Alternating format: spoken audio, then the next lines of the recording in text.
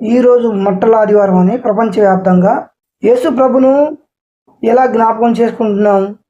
యేసు ప్రభు శిలువలో మరణించడానికి ఆయన సిద్ధంగా ఉన్నాడని జ్ఞాపకం చేసుకుంటున్నాం. యేసు ప్రభు శిలువ మరణానికి ఆయన చాలా దగ్గరలో ఉన్నాడని మనం జ్ఞాపకం చేసుకున్నాం. యేసు ప్రభు ఆల్రెడీ శిలువలో ప్రాణం ఇచ్చాడు, ఆయన జయం పొందాడు. మనందరి కొరకు ఆయన శిలువలో ప్రాణం ఇచ్చాడు. మనందరి కోసం ఆయన చేయాల్సిన త్యాగం అన్నీ చేశాడు.